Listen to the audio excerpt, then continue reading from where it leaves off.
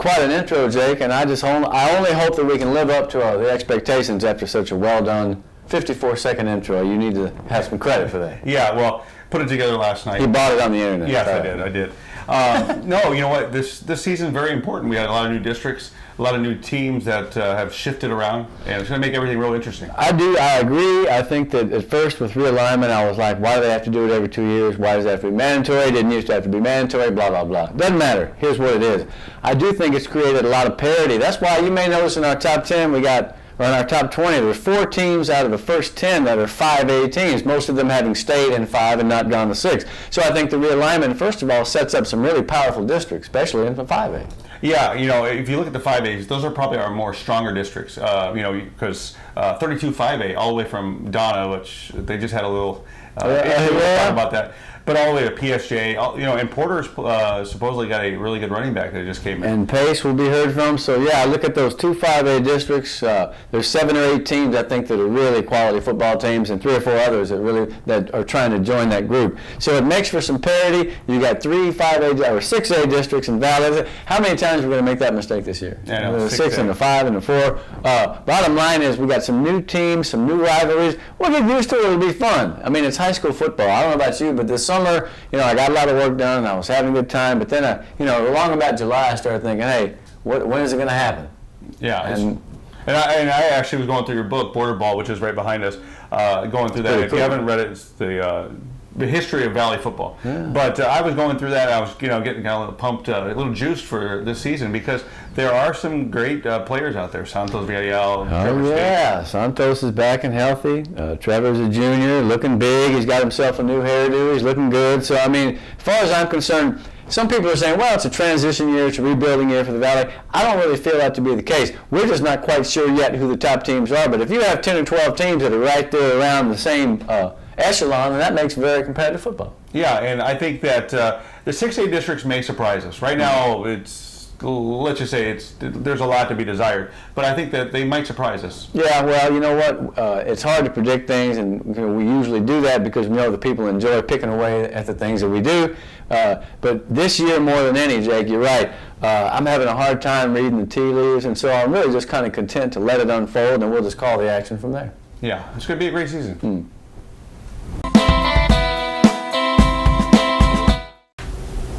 Well, there's a tendency for people to look at the race in 36A. I said it right. 36A and say, well, that's a 2-team race between McAllen High and McAllen Memorial. Talk me out of that. Or talk them out of that, because I don't necessarily feel it. I actually feel that you're right there, because if you look at it, it's a top-heavy district. Seems to be. Juarez Lincoln is, in some magazines, were picked to make the playoffs. 4 and 5 last year, 4 and 6. They were close. I don't know if you can count on a Mario Pena team though in Mission, but Mission's the bouncing ball, right? You never know what they're going to do. They're in a different class every 2 years. They have a great season. They have a down season. You got 3 La Joyas and you got Mission. That's a Western Hidalgo County dream right there. Then you got the 3 McAllens. Nobody's talking about Rowe, but let me tell you, I saw them the other day in the scrimmage. They were explosive. Yeah, and they can put up points. Look, anybody that doesn't think Paul Reyes can get a quarterback ready, he's got 2 right now that he's still trying to figure out who he wants. But he gets quarterbacks ready. Everybody from when he was at Mackay to Mercedes with Albert Chavez to the last 3 guys he's had at Rowe. Let me tell you, man, Bosquez is a long-legged cat. He's slinky. He was running well against Vela. He really was. Got into the secondary in a hurry. They threw a bunch of bombs. They had 400-something yards. That was a good performance. But let's go back to our scenario. Mm-hmm. With a quarterback like Fred Hover and a running back like Ricky, that's McAllen. Memorial has the best player in the Valley. So they, too, have to be seen, I suppose, at the beginning as the teams with the best chance to win, right? They've also been successful the last several years, especially Memorial. Yeah, if you took McAllen and you took them and you put them against Memorial right now, and you just kind of looked at all the players, you look at Memorial's offense and you go, they've got Spates, they've got a great fullback, they've got 2 receivers in Jonathan Sanchez and... Only problem is DJ got hurt. You heard that. He's going to be back, but so they're at a debit right there.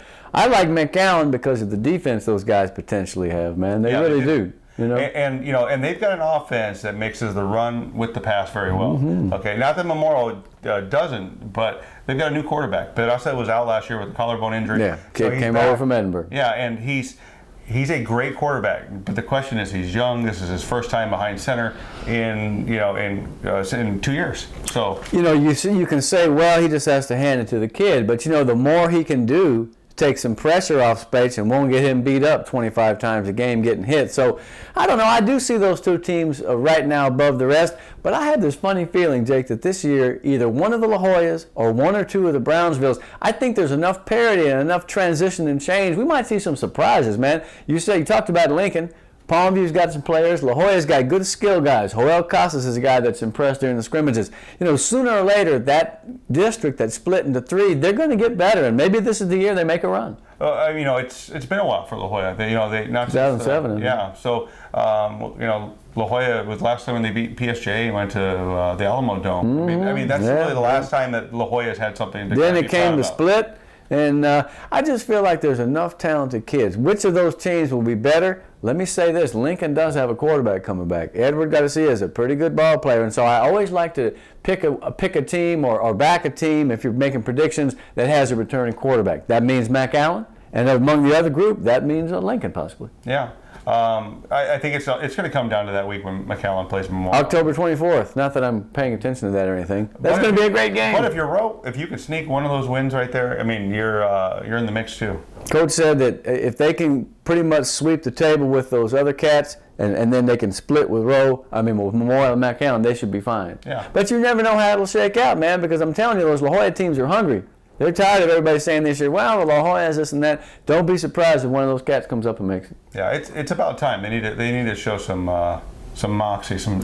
So the mantra from 36A is, will it be a two-team race, or will those other guys have something to say about it? I'm not quite sure which it'll be. Yeah, I guess we'll have to see in the first couple of weeks. I can't wait.